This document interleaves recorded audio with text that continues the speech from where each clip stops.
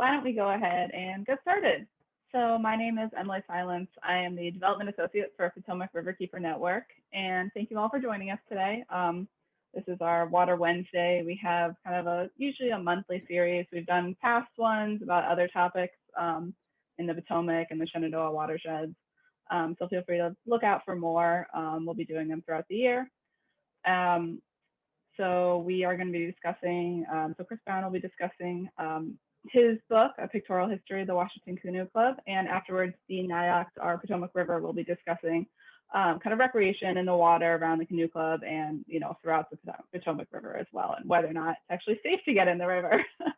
So I do have everyone muted right now, so if you do have any questions, feel free to type them in the chat box throughout the webinar, and we will get to them at the end. So without further ado, Chris, if you want to start us off.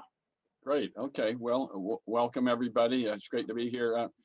I want to acknowledge Nancy Stoner, who's Nancy. You're president of Potomac Riverkeeper, right? Nancy, I can see your picture. I'm glad to have you here. Several Canoe Club members. A couple of you have seen this, some of this before, but it's wonderful to see a number of old friends. So I'm going to jump right to the slides and talk for about 20 minutes about the Canoe Club. So I think many of you are familiar with the Washington Canoe Club. Our boathouse was built in 1904, 1905, which is when the club was founded.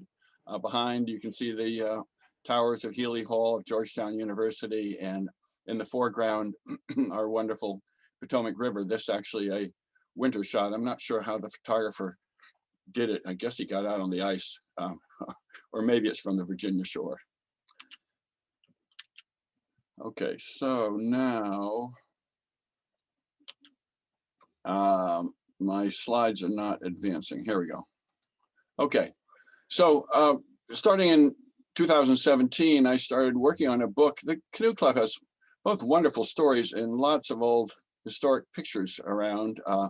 And I thought it was worth capturing them both just because it makes a wonderful story as part of the social and architectural history of Washington, but also the Canoe Club building is rather decrepit, and there's always a worry that it's going to disappear. And I wanted to document as much of the building and its history as I could, should something befall. And I'll be talking a little bit more about some of the threats. So I'm going to structure my talk today around really three topics. Ordinarily, I talk some about the historic building, the Victorian boathouse. I'm not going to talk about that today. That's another story. But I do want to talk about our relationship to the river, life in hard times along the Potomac River. Then I want to talk about the craft we've used and some of the paddlers. And then I want to talk about the club as a sort of social entity in the history of Washington, D.C. So starting off with the Potomac River. Looking upriver from Roosevelt Island during the Civil War, you see the old aqueduct bridge in the background. The Washington Canoe Club will eventually be in the far right side of that, near the aqueduct bridge. Wonderful, very clear photo here of a barge being towed by a cable across the river with two horse-drawn wagons on it. Starting in the 1880s, there began to be some development along the Potomac. This picture is actually shot from the aqueduct bridge. You can see Healy Hall has now been constructed up on the heights of Georgetown University. There's an old mill here in the background, or a relatively new mill, actually operating off the water power from the C&O Canal. And you can see the canal boats there in the canal that are anchored or tied up for the winter. The earliest photograph of the Washington Canoe Club. You see the large structure, the old mill I pointed out in the previous picture. In the dead center of the picture is the Washington Canoe Club. This was picture from about 1906. I love the sailing sloop in the background. You can see various other buildings upriver, including the remnants of an old foundry, the Foxhall Foundry, which was built in around 1800. And the railroad track running along the river. Fascinating story. There are actually two different railroad enterprises along the river, which I won't be talking a lot about today, but it's part of the story.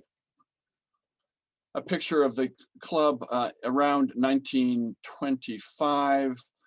I wanted to show this particularly because it's not a clear picture, but the Washington Canoe Club did not stand alone. There were structures of all kinds, a large boathouse, Dempsey's Boathouse, coming up right up to the edge of the Canoe Club, boathouses and structures upstream.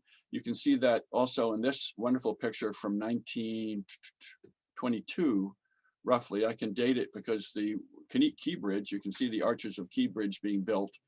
That was being constructed between 1920 and 1923.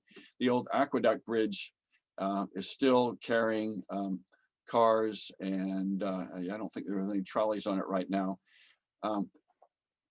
Downstream of the Key Bridge, you can see actually a number of structures, but a boathouse in the kind of lower right hand of the picture. You can see the docks of one of the old boathouses, and then upstream, the Canoe Club is dead center in the picture, and then upstream you can see,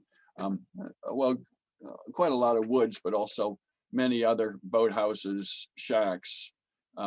There was actually a boatyard that worked on boats upstream. So this is a great picture of, we can date very exactly because of the presence of the two bridges.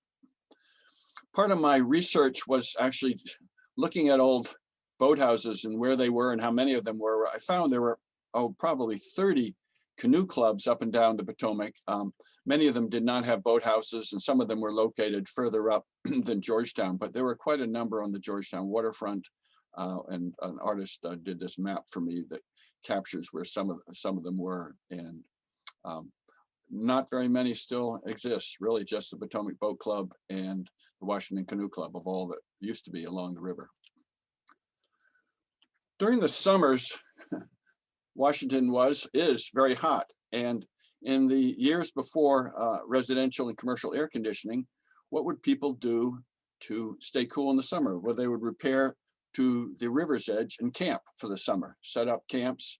One of the families, longtime family at the Canoe Club, built this tar paper shack. They called it Camp Tut. This is actually 3 different generations of this family, and the Havens family joined the Washington Canoe Club in 1918, and they're still, the 5th generation of them are still around the Canoe Club.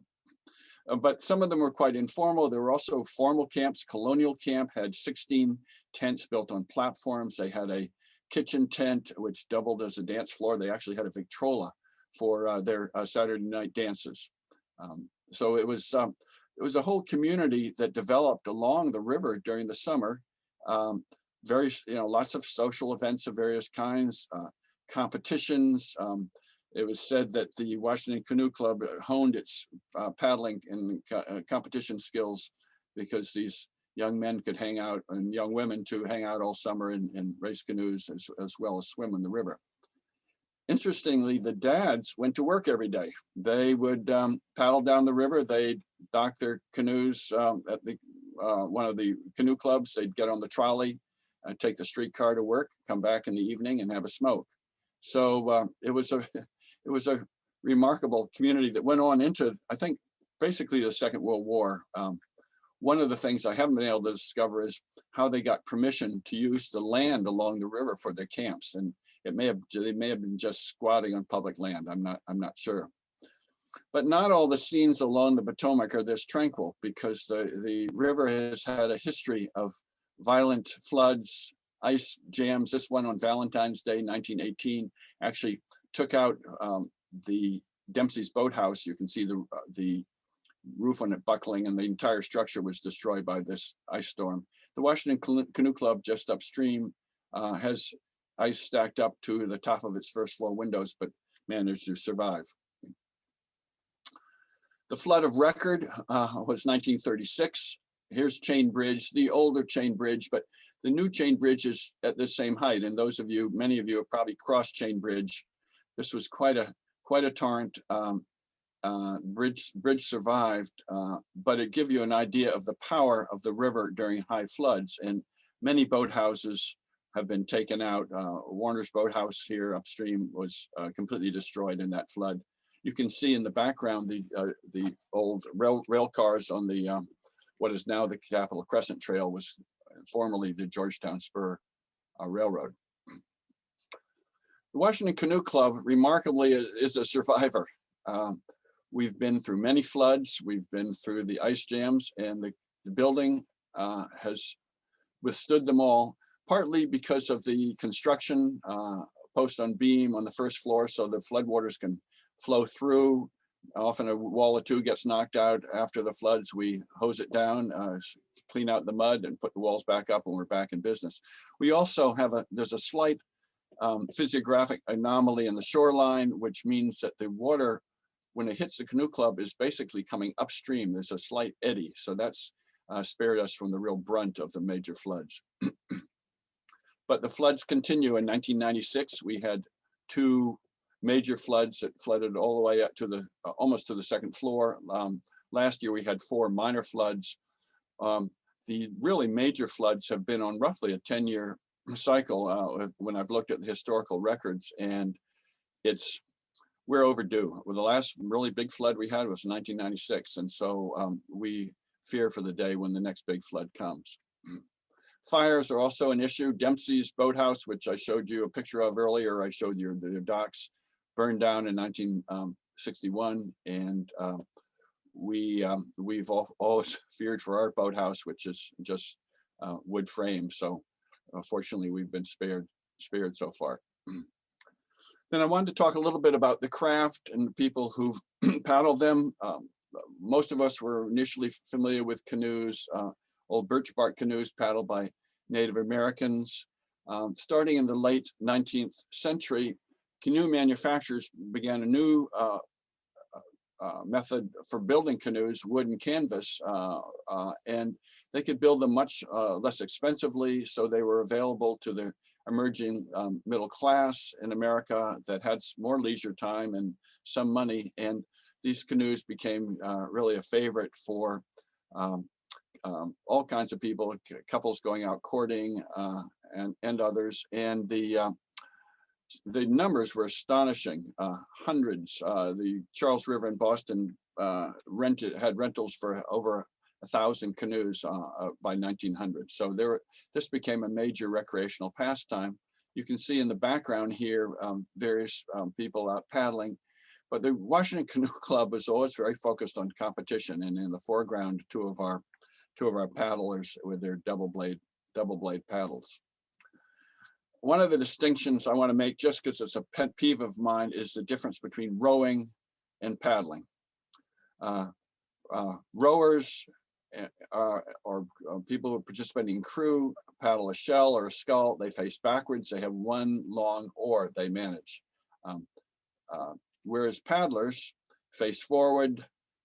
They may kneel, they may sit, and they are facing the direction they're headed. So don't ever say to me I'm using an oar when you see me out paddling a canoe. Us paddlers get very offended. The Canoe Club had basically 2 kinds of paddling. We did single blade paddling. These beautiful wooden boats were made in Canada, Peterborough, near Peterborough, Ontario. They're called Peanuts, and for 50 years, these were the racing boats of choice for everybody who was racing. Also, double blade paddlers. You first look at this picture and say, gee, these guys must be going out rowing in a rowing shell, but then you realize they've got their double blade, basically kayak paddles, and that was a second sport that became very popular at the Canoe Club. In fact, the Canoe Club became preeminent in this sport in 1924. The Olympic Committee decided to have paddling as a demonstration sport at the Paris Olympics, and the Canadians and the U.S. sent a team to the games in Paris. The Washington Canoe Club swept all the double blade events and also got medals in the single blade events, and it took another 12 years, but then paddling became an Olympic sport and has been ever since. But the entire US team for that first Olympics came from the Washington Canoe Club. 1952, Frank Havens, I showed you earlier a picture of the Havens family. He's now the 3rd generation of Havens, has won a gold medal in Helsinki, and it set a world record. And you can see he's still in one of those peanut canoes all these years later. Soon after that, boats began to be made out of various other lighter weight materials, and now are all Kevlar or carbon fiber or other plastics. One of the things I wanted to do in my book was have pictures of celebrities, just to liven it up for people. This is a luncheon that President Eisenhower hosted at the White House soon after he became president. 44 of America's greatest athletes.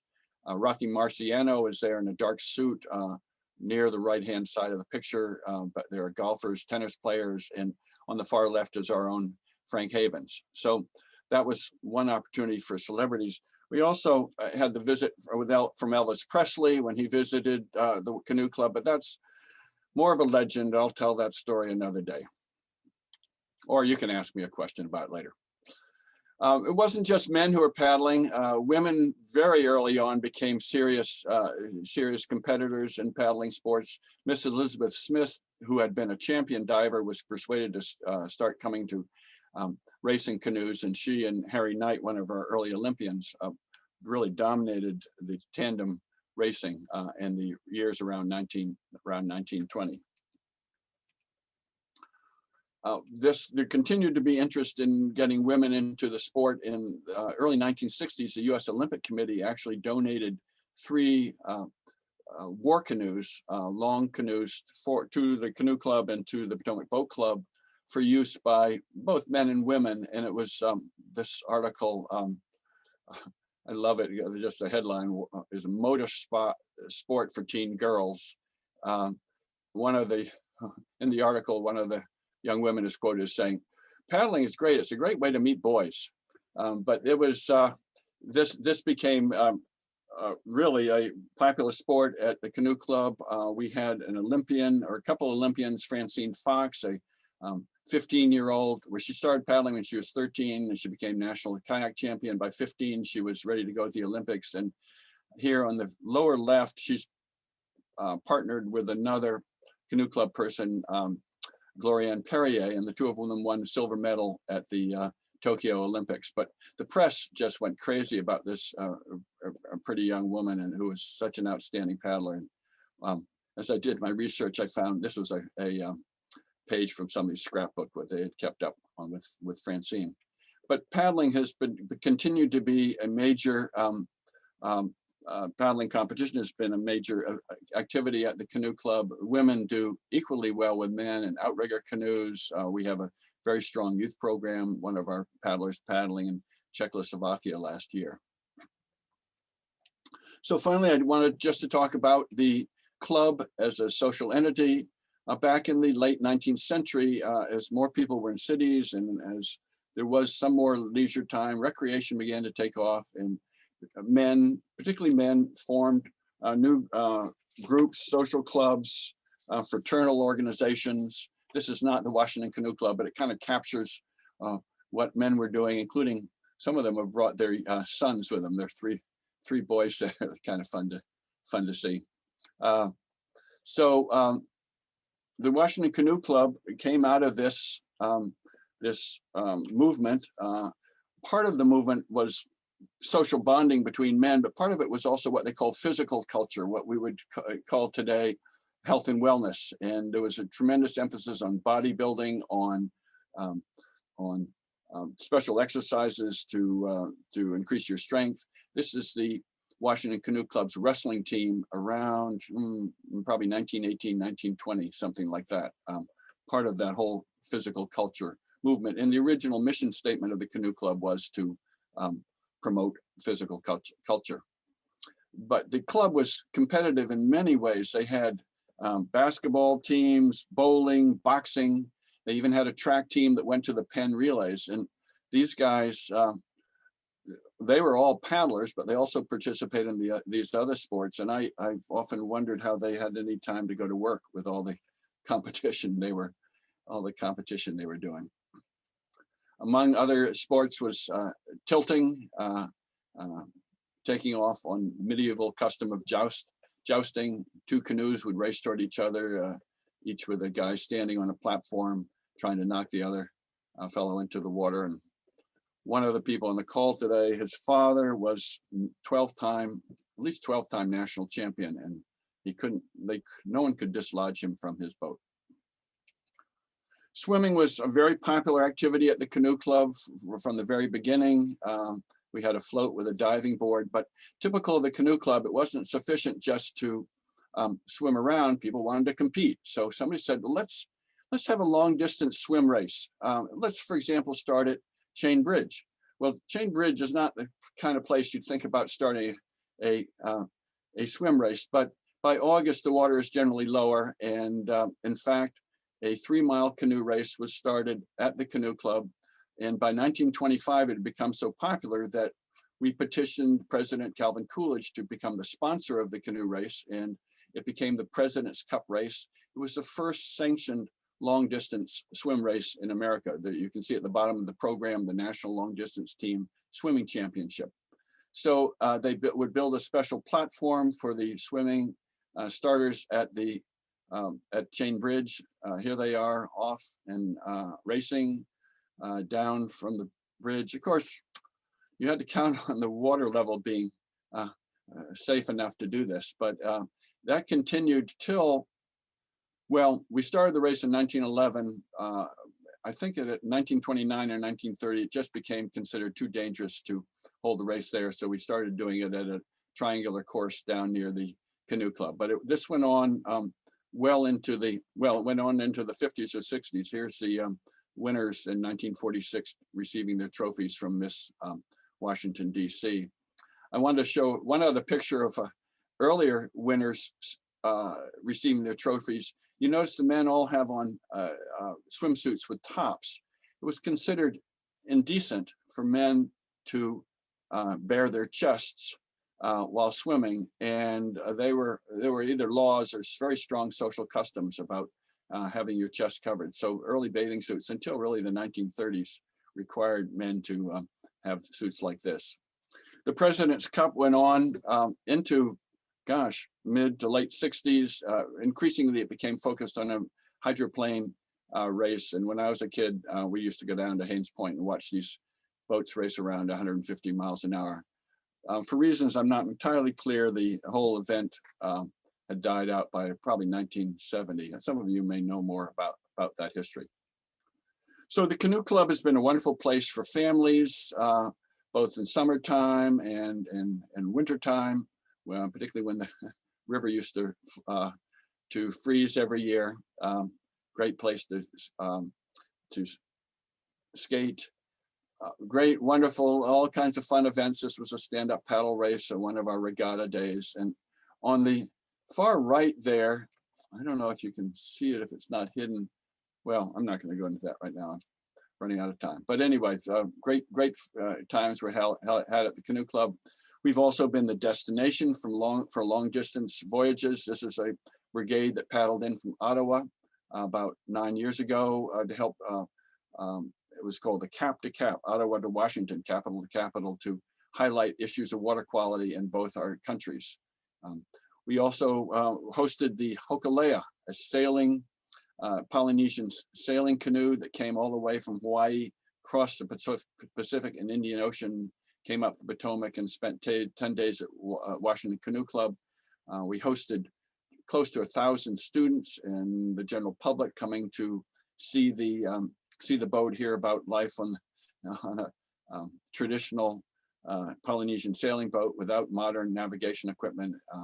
It was a wonderful visit, and they left the Canoe Club and sailed back to Hawaii. So it was a quite a voyage, and we've been for many trips. We've been kind of the safe haven, the final place to arrive at. Each year we host events for Team River Runner, working with wounded warriors on paddling and biathlon events. We have specially adapted kayaks so they can participate in a kayak race. We also try to do a lot with youth groups, bringing them out to the river so we get a more diverse community paddling on the river. And there's some great traditions in the 1930s to the 1960s. There used to be the Watergate concerts. On the left is the barge where the National Symphony Orchestra would perform. People could come by land and sit on the Watergate steps by the Lincoln Memorial or paddle down their canoes by the hundreds and listen to the concerts at twilight. Today, we follow that tradition in a way with our paddlers come down and watch the fireworks at the Washington Monument. So they're wonderful old pictures. I was telling Dean, I probably have 1,000. I looked at 10,000 images. I copied or saved about 1,000. Each one has stories to it. Here one with the old trolley, and you can actually see a horse and buggy up on the Aqueduct Bridge around, well, it's pre-1920. The Canoe Club, though, has endured all this time. This is from 1946, and this is the club. And this is the club is rendered by a unknown artist.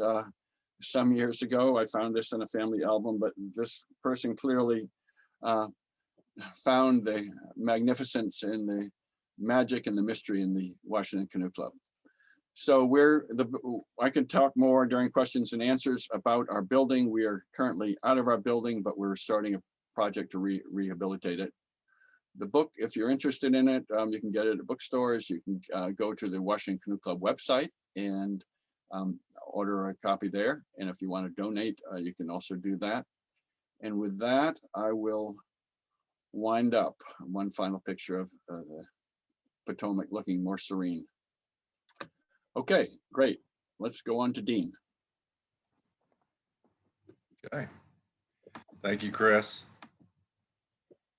What an amazing presentation. I love history, but love the community connection to the river even more. So I captured it well. I think that's where our organizations overlap. And if you're not familiar with us, Potomac Riverkeeper Network, we've been here for about 20 years now. My name is Dean Ix. I'm your Potomac Riverkeeper. This is my email should you need to get a hold of me. And you know, what we do is we protect the public right to clean water. Hey, Dean, you're not sharing your screen. Oh. Oh, okay. I'm so sorry, y'all.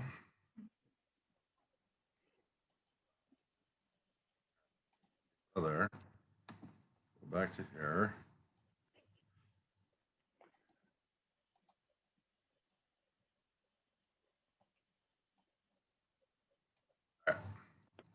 There we go. See that? I hope. Yes, so you disappeared as an FYI. Yeah. Anyway, so yeah, there's my email if anybody needs to get a hold of me, Dean at Potomac Riverkeeper. Okay, there's a pop.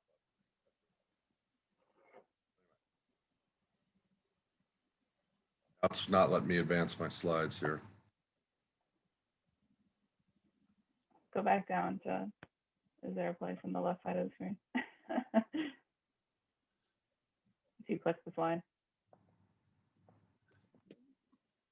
Dean, if you go down on mine, if you go down to the very bottom left there, yeah, there are very indistinct arrows, and go to the one that's yes, that's it. That'll do it. Yeah. Learn something new every day. All right, I apologize, y'all. Oh, look at that.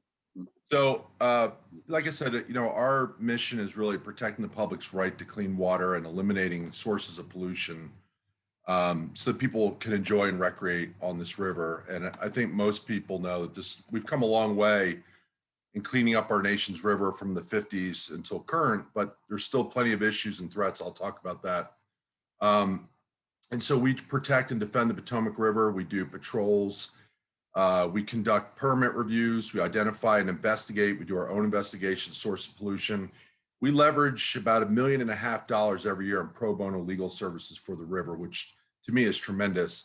And we have a Upper Potomac Riverkeeper, one on the Shenandoah, and I'm based right here in DC. Our office is in Georgetown, not far away from the club. And so this is what we do in terms of enforcing compliance with the Clean Water Act. I'll talk about some of the citizen provisions and how we use those. But, you know, all of it's to, like I said, through river patrols, monitoring sources of pollution. We do aerial patrols. This is Dominion's coal ash pond, 92 feet deep of ash, 5 million tons of ash, leaking toxic metals into the Potomac River. And then they also told us there was no Sources of groundwater contamination. We found out there was over 30 years of documented groundwater contamination. People's drinking wells were contaminated. So, a big part of what we do is, in addition to enforcement, is engaging communities on important clean water issues. We've worked in Prince William County for about 5 years now. We've worked with watermen, bringing, getting people involved in standing up for clean water. This is Dan and Patty Morrow, people whose wells were contaminated, people who had their kids had health issues directly linked to heavy metal poisoning. And it took 4 years, but we got legislation passed in 2019. I want to thank anybody on here who helped write letters, called the governor's office, called your lawmakers. But I'm really proud to say that after a 5-year fight, 28 million tons of toxic coal ash will no longer be leaching into the Potomac River and other rivers around the state of Virginia. No more toxic seeps discharging. This is Morgantown coal-fired power plant. We dealt with permit challenges both upriver at the Dickerson plant as well as downriver. We found a lot more issues downriver with the Morgantown plant.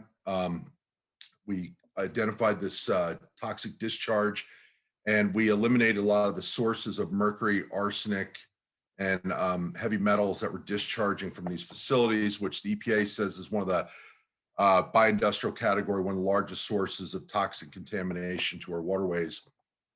Sorry, I'm still trying to find that waterway.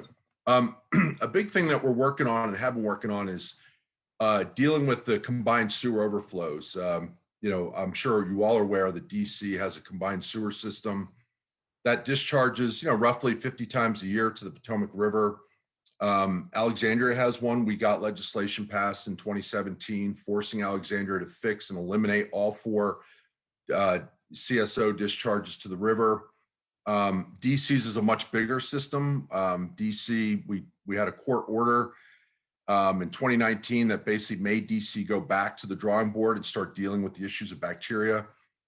Revisit the TMDL, which is called the total maximum daily load. I don't want to get too wonky on this presentation, but right now, DOE is working with EPA and has proposed to weaken water quality standards for the river and basically make a wet weather standard, basically that the sewage event becomes the designated use of the river and allows sewage discharges when it rains. And we're just like, this is unacceptable. This violates the entire premise of the Clean Water Act, and we're not going to allow for it. So we're working on that currently. A lot of people don't hear or see these things that we're doing on a regular basis. Sorry, I'm trying to find these arrows down here. So we started this Swimmable Potomac campaign just last year. Most of you hopefully know that it's illegal to swim in DC. This is really the only city in the United States that prohibits swimming because of sewage pollution that the city's creating. And this has been going on for now decades, like close to 50 years, since the 70s. Now, it used to be legal to swim. This dress was not legal, but this is Arlington Beach, which only lasted for about 6 years. I saw a cool little article about that just recently. But, it used to be swimmable. The river used to be swimmable, as Chris has pointed out, and people still use it, as you know. Like I said, a lot of what I hear is river keepers like, well, we've come a long way. The river's a lot better than it was. And it has. It's a lot better than it was in the 60s and 70s. But there's still threats and there's still sewage issues and pollution that needs to be addressed. So part of our campaign, obviously, is eliminate combined sewer systems, but also monitoring water quality and informing the public about the risk. I'm going to talk about that a little bit. Repeal the swimming ban and force Alexandria and DC to fix their combined sewer systems, which are on track now. Alexandria by 2025, DC by 2030. And our goal is to make this river safe again. We want to see more images in front of the Canoe Club that we've seen. So our citizen science water quality monitoring program, we partner in DC with Anacostia Riverkeeper. Then we have our own program in Virginia and Maryland downriver. And we just started this in 2019, but it's expanding rapidly. We have 14 sites that we're sampling in Virginia, DC, and Maryland for E. coli.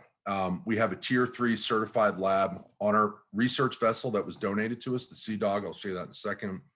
And the goal is to monitor every week.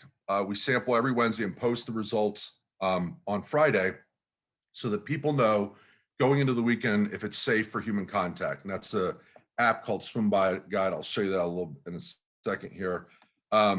This is our lab Sea Dog. This amazing boat was donated to us. It's based at National Harbor. This is where all our volunteers are bringing samples to the lab every single week from May through October in the warm weather. So we're sampling and testing for E. coli. E. coli is an indicator of other sources of bacteria. It's obviously linked to warm-blooded animals. But it has it helps us identify pathogens in the river and making sure that it's safe for human contact when people are using the river. And we also sample for air, pH, and turbidity. There's a direct correlation between turbidity and bacteria levels in the river. And I can talk a little bit more about that. But we post every week to Swim Guide. If you all don't have this on your phone, please download Swim Guide. That way you know when you're out using the river. I'm sure everybody here uses the river. You know when it's safe to go in the river and when it's safe for human contact and when it's not. I think that's the most important thing. But like I said, our goal is to make this river swimmable again. And I can honestly say the good thing is that by 2030, this river will be cleaner in 2030 than it is today. And so even though people are using it more and more, that's a really positive thing. And I think, obviously people are seeing what's happening at the wharf and the waterfront on the Anacostia. The revitalization in Alexandria as well, revitalization of the river is leading to an economic boom in the city. And we can't take that for granted. We shouldn't underestimate how important that is, because 1/4 of the tax base in DC alone is coming from waterfront development, the Southeast waterfront. And so one of the places that we do sample is right near Washington Canoe Club. When I first became riverkeeper here 6 years ago, I remember meeting Kathy Summers. Many of you may know, she's a member of the club. And she said, well, when we go swimming, we tend to put in here at the club and go upstream because we think it's safer than downriver, where you get, Arlington and DC and Alexandria, all the combined sewers, and also a lot of stormwater. And that actually made sense to me because, we didn't have data. There wasn't really a whole lot of testing that was going on. This is something our organization really started pushing for. But I can tell you that this is why this data is really important. It's helped us understand a lot more about the river. So for example, we are testing streams right upstream, Battery, Kimball Creek, and Foundry Branch of the club. And we're finding they are not meeting water quality standards like Battery, Kimball Creek only 5% of the time, right? Fletcher's Cove has some inconsistencies. But the club, which is right near Outfall 29 and 28, in 2019, these are results from 2019, 11 out of 20 sampling dates, it was not meeting water quality standards. It was not safe enough for human contact, right? And really, and then you can see some of the other results. The farther we move downriver, like the tidal basin has almost like a 90% pass rate because it's kind of protected. National Harbor, where they do swims every week down there, actually an 85% pass rate. And we sampled again in 2020, and our data was pretty similar to 2019. So basically, I'm happy to come back to this if you want. And I apologize, I hate PowerPoint presentations where it's just all words. It's the only one I have. But really, in a nutshell, what we found is that the closer you are to these combined sewer discharges, the more likely you're going to have high bacterias of water and levels in the river. And we are starting to test farther downriver. So we're testing all the way down at like Mallows Bay and Pohick Bay. And we're passing most of the time. So as we get further downriver, we're finding that the farther you get away from the combined sewer overflows, the better the water quality, the more likely there is, we're not having high bacteria levels in the river. And and then obviously anytime it rains, sometimes these CSOs are triggered by 1/10 of an inch of rain. And DC has on average, like I said, about 50 events a year. And so, that's concerning. Basically, when it rains, you definitely want to stay out of the river for a few days, especially in areas light near the club if you can. Avoid it. I know people don't, and I understand that. I'm just kind of letting you know what we're finding. We are starting in 2021 a rapid response team, because right now we just sample at specific locations and let people know, but we just started dealing with more sewage spills and sewage issues. And so since we have this tier 3 certified lab, we're going to start using that lab as more of an advocacy tool to start going out and finding sources of pollution and verifying if it's a threat to public health. Because in the past, as riverkeeper, it's been very frustrating. If we have a big sewage spill, the media will call me and say, hey, there was a 2 million gallon sewage spill and the discharger says they did testing and it's fine. What do you got to say about that? We want to flip the script on that. We want to start being the expert. We have the lab now.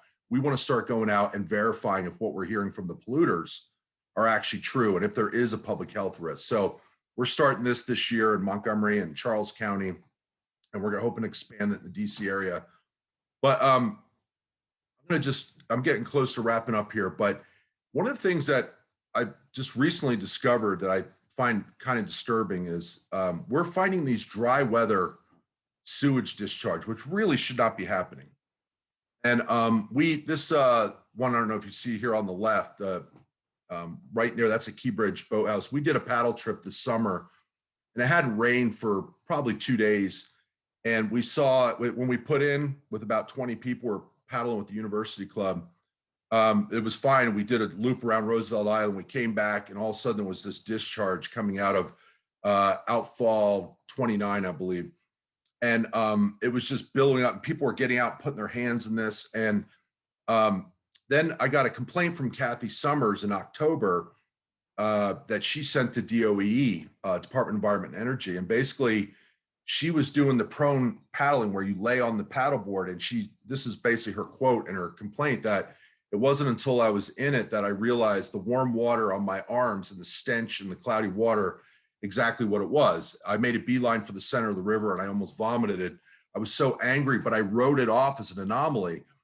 And I think that's part of the problem is we've come to accept that it's illegal to swim in this river and that the combined sewage discharges happen. Now we're finding out that there's these dry weather discharges. So I started following up and I actually contacted DOE and started putting pressure on them.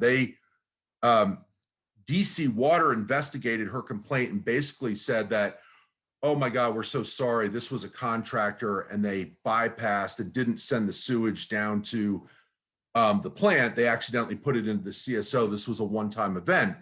But then we started finding this was occurring more often. I had other pictures and complaints from one of the managers at Key Bridge Boathouse, and this is ongoing all through October. So I kept filing these complaints that then triggered an EPA investigation. And now they're putting cameras on these discharges right here.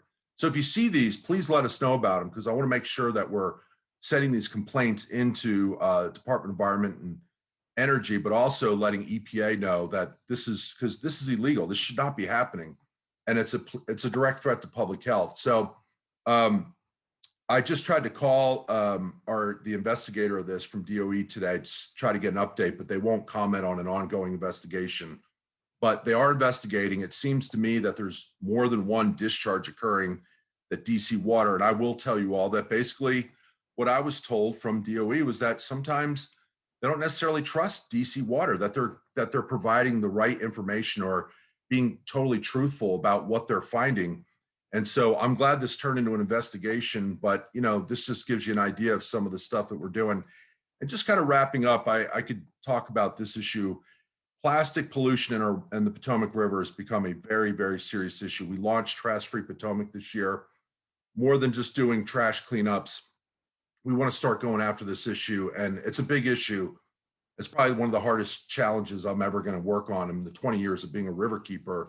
But we just feel very strongly that plastic and trash pollution coming from stormwater into our waterways, as well as the combined sewer systems, is just causing, this is from Oxen Cove right down river, and it's just collecting in this cove. And we're pulling out literally tens of thousands of plastic bottles out of the cove itself. So, basically less than 1% of all the water on the planet is available fresh water. I'm sure all of you understand and recognize that it's a valuable finite resource. This river is the lifeblood of the region. We wouldn't be here without it. It provides drinking water to 5 million people. Hundreds of thousands of people recreate on this river every year. And it's frustrating as a river keeper because it always seems to be taken for granted. It always seems to be taken advantage of, that, somehow, we'll make these little steps. And what we do as river keepers is just force that issue, say, you're going to be held accountable. You're going to comply with the law. And if you're not, we'll sue you ourselves. Like if you're doing harm to this river. So if that's something that you support and care about and like the work that we're doing, we obviously would love any of you to join as members. Thank you to those who are members of our organization, Potomac Riverkeeper Network. But I'll just leave it there for discussion. I'm happy to go back and touch on any of the other subjects, or obviously, I'm sure many of you have questions for Chris as well. But thank you, Chris, for an amazing presentation. And thank you all for joining us today. All right. So yeah, we have a couple questions. Dean, it looks like you turned your video off too, if you want to turn it back on. So the first question was actually submitted prior. So to Chris, how can the Washington Canoe Club be preserved as a boating club that is more accessible to the general public than a Georgetown University facility at the same site would be? Can you, Emily, can you repeat the last part of that about Georgetown University? Yeah, how can the Washington Canoe Club be preserved as a boating club that is more accessible to the general public than a Georgetown University facility would be at that same kind of facility, at that same site? Okay, well, the Washington Canoe Club is a private club, but we welcome members. We've been, just 6 or 8 years ago, we had a waiting list. We haven't had a waiting list since that time, although interestingly, the pandemic has been a boon for our membership. I think people are so eager to have a place to get away to, and we're available 24 hours a day, 365 days a year. So in terms of being available to the public, people can join. There are, of course, other options, Fletcher's Boathouse, Keybridge boats for people want to paddle. We do make an effort to do outreach to particularly young people, to bring them down to the river. We work with some Boy Scout, Girl Scout, summer camp kinds of situations. The Georgetown University Boathouse, that's a whole nother topic. And Georgetown wants to build a boathouse. I think they're hoping to do it. Well, they're still negotiating with the National Park Service. Originally, they were going to put a boathouse upstream of the Canoe Club, but that doesn't look, well, that won't be happening. The Park Service has ruled that out. Emily, I'm not sure whether I'm answering the question. Does the person want to follow up? Yeah, I'm not sure if they're on the okay. On it right now. They submitted it to me beforehand, so yeah. Okay, another question for you, Chris. So I apologize if I do not pronounce this correctly, but does anyone at Washington Canoe Club own or paddle an Israeli hasek? That an Israeli boat? Yeah, the word is hasek. H-A-S-E-H-K-E-H. That's a new one to me. There are a lot of different craft being paddled, stand-up paddle boards and all kinds of kayaks and outrigger canoes and standard canoes, but that's a new one to me. So I can't say yes or no. Yeah, I looked it up. It looked like it was a variation of a SUP kind of stand-up paddle board. Okay. Kind of thing. Anyway, another question: how much are the dues for Washington Canoe Club? The dues for the Washington Canoe Club are $850 for an individual, $1,200 for a family. For the year. For the year, yeah. It looks like I don't think we have any other questions. Does anyone else have any questions? I've got a question for Dean. Dean, can you really good talk. Fascinating. I mean, I've been hanging around the Potomac for 65 years, and it was wonderful. Can you talk a little bit about the DC Water's plans for a deep tunnel project along the Georgetown waterfront? I know they've built some some down on the Anacostia part of the river, but can you say a little bit about what you know about that? Yeah, sorry, I probably should have been a little bit more clear when I talked about combined sewer system. And, one of the things that what DC Water's doing and Alexandria are doing are developing what's called a long-term control plan to vastly eliminate most of the discharges from the combined sewer system.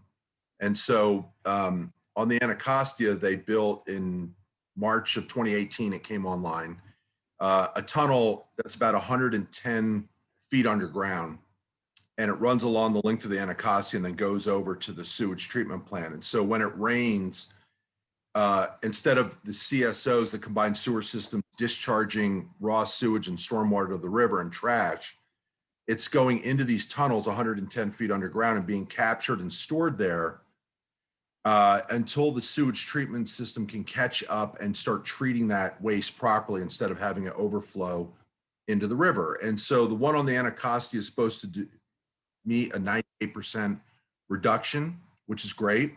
The one on the Potomac is still 10 years away, but it's supposed to go up the entire length, like under Haynes Point, up along under the monuments, and up past the club, is my understanding. And that one's also going to be about 110 feet underground.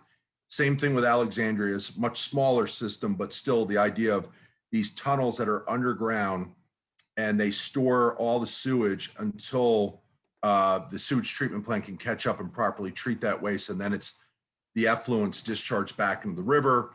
Probably most, Blue Plains is actually a really great sewage plant. It discharges about 384 million gallons a day. It's one of the largest sewage treatment plants in the entire world. The problem has always been is that the collection system getting the sewage to the plant is woefully inadequate. And so a third of Washington, D.C. still flushes their toilet into the Potomac River. All of Old Town still flushes their toilets in the Potomac River when it rains. And so that's what we've been pushing for, is to make sure that they stay on time. DC did get a 5-year delay. That should have been completed by 2025, but they reopened the consent decree in 2015 and were given permission by the EPA to extend that another 5 years. On average, about the collective system discharges about 2.5 billion gallons a year of combined sewage and stormwater from DC's system to the river. Now that's been drastically reduced since the Anacostia tunnels come online. In 2018 alone, the first year of operation, that tunnel under the Anacostia River captured 10 billion gallons of combined sewage and stormwater and about 2,000 pounds of trash that didn't go into the river. And so this is why these tunnels and this combined sewer system and DC staying on task to implement their long-term control plan are really, really important. The thing we don't know, Chris, is how much tunnel they're going to build, because if they're not able to comply with their green infrastructure piece of this combined sewer system, that's a whole nother story. I don't want to get into that. They have to build an additional 10 million gallons capacity tunnel. So I'm not sure exactly where that tunnel is going to end as it goes up the Potomac River, but it should be completed by 2030 if they stay on track. And we're told that one of the shafts, the drop shafts to get down to build the tunnel, is going to be right in the driveway of the Washington Canoe Club. Yeah, and that's possible. It'll be a temporary disruption, but when it's gone, you can look at pictures like that Alexandria and DC have. They basically, once it's done, you almost won't even notice. It'll just we're pleased about it. It'll be a temporary thing though, but it will be a disruption for sure. Yeah. Okay. Everybody else have questions? Yeah, I have a couple more questions. Okay. One is, tell us about Elvis. I got a request. I want to hear that too, Chris.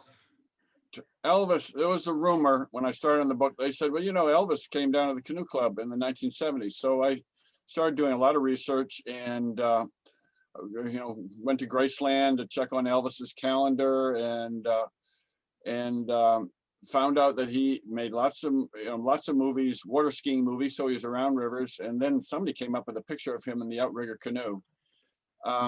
Finally, I called, to make a long story short, I got the private phone number of Elvis's wingman, somebody who had been hanging out with him since his Memphis days. I called this guy in Hollywood, and asked him point blank, and he said it never happened. So there's an urban legend that Elvis was on the Potomac and at the Canoe Club, but I think it remains that. Okay. Maybe the last question here. So how does a passing or non-passing score translate to fishing on the Potomac? Well, again, we're just sampling for bacteria, so we're concerned about public health in terms of human contact with the river.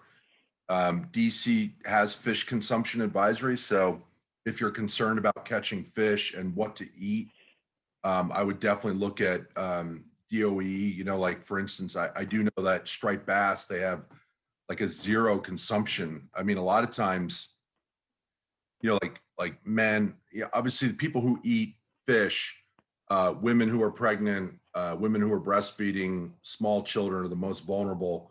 And often there's like a limit on how many fish per month you can eat. But in DC, my understanding is like striped bass is a zero consumption because of PCBs coming out of the Anacostia. So I would just check with DOE in terms of what their restrictions are, fish consumption advisories for fish in DC waters is. I don't know all the details of that. I don't want to mislead anybody about that. So I see that's the end of the questions. So I'm going to turn it over to Nancy Stoner, who is our president, to close us out. Great. Thank you so much, Emily. I just want to thank Chris and Dean. Those were fantastic presentations. That was a really interesting combo of the Washington Canoe Club and the history and all that beauty and the current problems that Dean's working on today. So thanks everybody for joining. I hope you got a lot out of it. I certainly did. And, you know, we'd love to see you at Potomac Riverkeeper Network. If you're not currently a member, we got lots of activities and things that we do that we'd love to have you involved in. So thanks so much for everyone who joined us today. Thank you. Thanks for having us. Yeah, thank you. Okay. Great job, Chris. Thanks. You too, Dean. Talk to you soon. Yep. Good.